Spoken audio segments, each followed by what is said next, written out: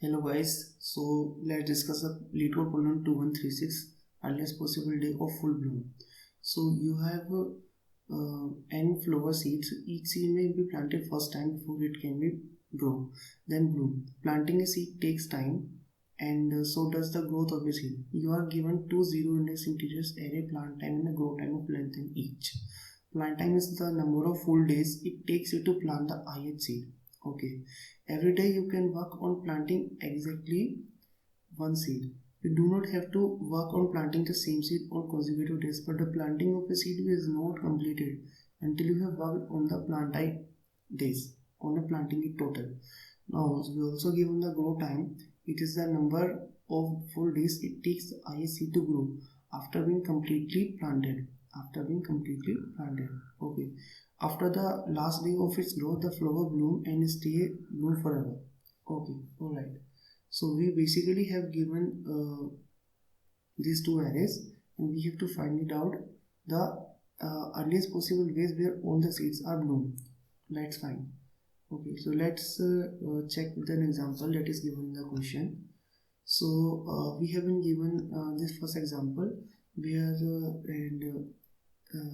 we have been given the three seeds, and it seeks the 1, 4, 3 respectively. Each seeds to plant and then 2, 3, 1 to grow.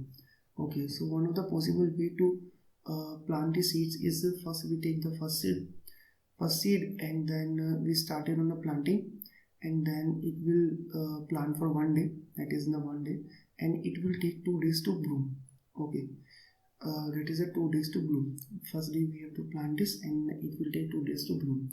Second thing, then we can take the second one, that is this one. So second seed is taking the 4 days to plant and 3 days to bloom, and we can start working on after we have been planting the first day, that is after the first day. So it will take the 4 days to plant this tree, and then it will take 3 more days to complete its blooming. Consecutively, when the planting of the second day is completed, we can start planting the third one, and it will, after planting completed in 3 days, it can bloom in next 2 days, in the next 1 day. Okay, so we have to find out the minimum days where all the seeds are blooming. Okay, fine. So basically, if we notice carefully, we find out that when we are planting any seed, we have to actually plant each and every seed, and we can't avoid planting any seed. So what I mean to say is that we need to plant all the seeds. So it doesn't matter which plant we will. If we take this in the second hand, that growing time doesn't matter now currently. So we have to at least spend plant time amount of time to plant each and every seed. Okay, alright. If you can able to understand it, we can elaborate with this example, the given example only, that we need at least these days to plant this. Only then we can start planting on the other tree. Then and then we can start planting on the third one thing. That is, as you can see this, the planting of the trees is not cannot be done consecutively or 2 or more plants, 2 more seeds basically. Second thing, we have to we can observe that if when we are planting completed, it can be always optimal to plant that tree first that has the growth time of the most. I repeat, if we plant that tree first that is a growth time more, then it can be, or they can give the minimum answer. How it can give the minimum answer? Let's prove this with the basically with a contradiction. So let's say I start planting the trees in a way that I first plant the tree which is the minimum time, and then plant the tree with the second minimum with the maximum time. So let's say a tree needs 2 days and 3 days to plant two seeds, and their blooming time can be like let's say 4 and 3. Okay, so if I first plant this the second seed, so it will take 2 days to plant. Okay, and then we can start planting on the third one seed. So this should be the first flow thing. Secondly, after the completing the planting of the first seed, it will take 4 days to complete, right? So it can start blooming itself, because we don't have control over the grow time here.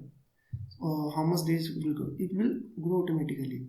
And after the completing of this third plant seeding, it will start to grow. So it will take 3 more days, 1 2 3. So total number of days it will take 1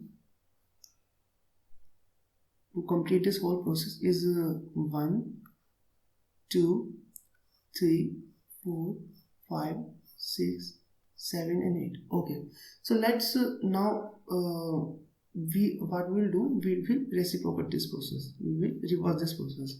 So what I mean to say,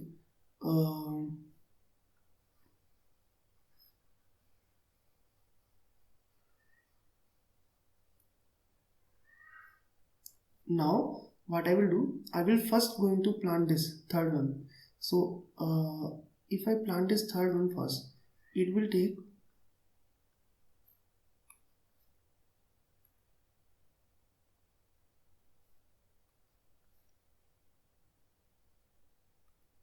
okay, yeah, it will take the 3 days to planting of this third one, and then we have been take 2 days to plant this first seed. Okay, so if we go with this order, so we have to plant in this order now. Secondly, how much it will start to completely bloom the second one. So after the planting of this completed, it will take 3 days to bloom. Okay, and now the second plant, so the plant, it is taking the 2 days to plant time. There's the first seed, it will take the 4 days to bloom. Okay, so now let's calculate the how many days it will take to complete the whole process. It is 1 2 3 4 5 6 7 8 and 9. So now we can able to understand that planting a tree that has the minimum that has the maximum grow time is always optimal first. So we have to first plant that tree that has a maximum grow time, then we going to plant that tree that has a more or less grow time. So let's write down our algorithm based on this approach, and let's check our answer here. So what I will do first, I will create a vector of pair, and let's say the vector name is time, and we also initialize a variable n, that is take the size of this plant time array. Now I will initialize this vector with an n size. Now I will iterate to each plant time and grow time and store in our array. So I will store